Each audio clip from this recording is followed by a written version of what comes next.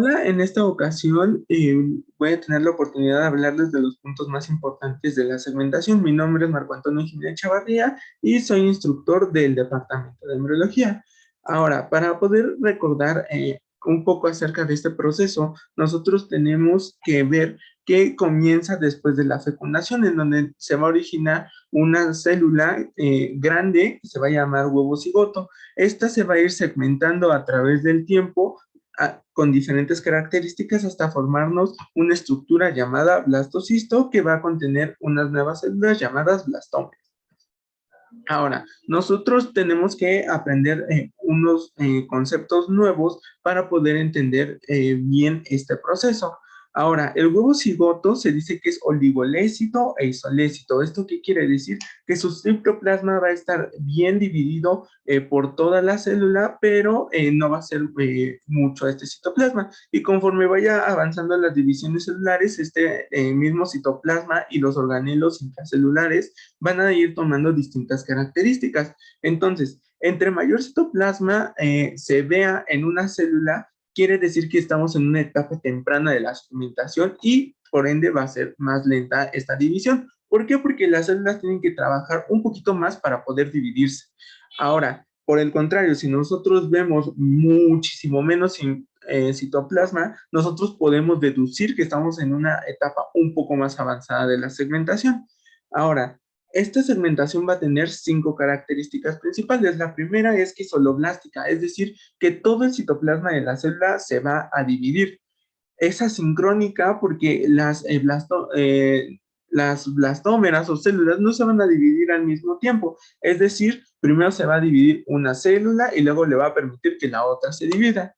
Es aberrante porque hay una progresión no sumatoria, aritmética y no geométrica. Esto puede sonar un poco rebuscado, pero recordando un poquito los temas que ya vimos, podemos compararlo con la meiosis. Entonces, si recuerdan la meiosis, pues nosotros vamos a tener un gameto. Este gameto se va a dividir en meiosis 1 y nos va a originar 2 células. Cuando entran a meiosis 2 nos va a originar 4 células. Entonces, si se dieron cuenta, pues se multiplicó por 2. Eso es una división geométrica. En este caso de la segmentación, primero vamos a ir teniendo célula por célula por célula. Entonces vamos a tener una célula, luego 2 células, luego 3 células, luego 4 células. Entonces no nos vamos a sacar del 2 al 4.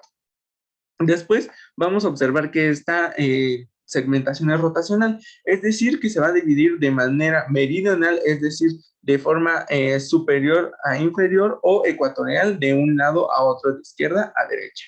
Y esto va a ser de manera intercalada.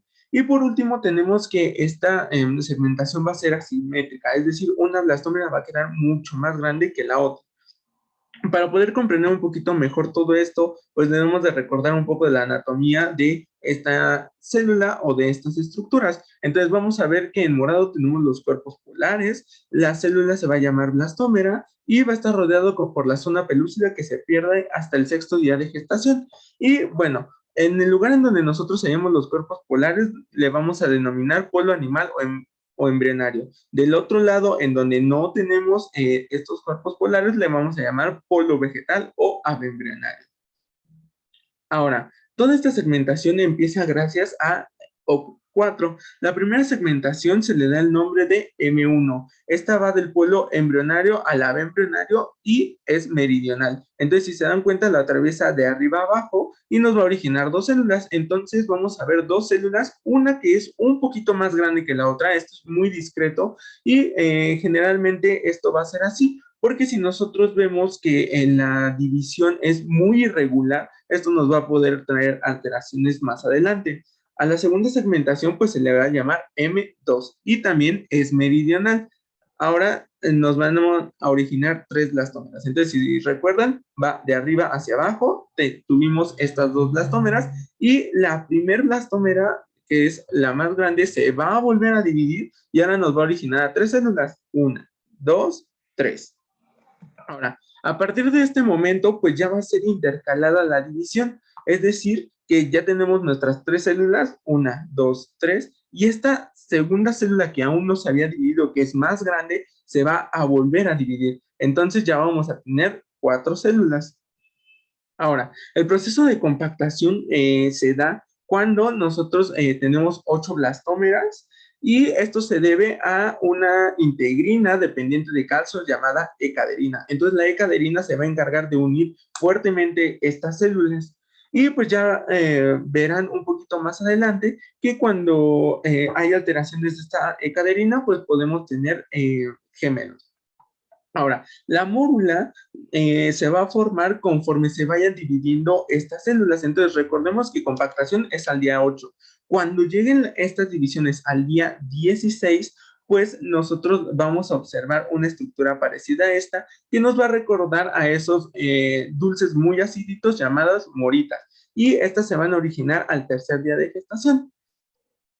Ahora, después vamos a tener al blastocisto. Entonces, si recuerdan, esta es la última etapa de nuestra segmentación. Y este blastocisto se va a formar porque va a haber una bomba de sodio-potasio ATPasa que va a sacar el sodio hacia el exterior. Este sodio, al tener una carga positiva, va a atraer agua, la va a jalar y se va a formar esta cavidad llamada blastocele. Además, este blastocele nos va a ayudar a que las células se empiecen a dividir en dos, unas centrales llamadas macizo celular interno que nos van a dar o a formar estructuras propias del embrión, que son estas que están en azules, y estas células se caracterizan porque van a empezar a tener menos citoplasma, pero van a empezar a sintetizar más proteínas. Por el contrario, las células periféricas se van a denominar trofoblasto. Esto nos va a originar a la placenta en un futuro, y por el contrario de las células del macizo celular interno, estas van a tener más citoplasma y menos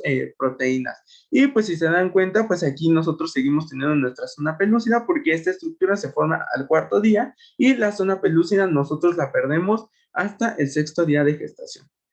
Bueno, esto sería todo por mi parte y muchas gracias por haber visto el video.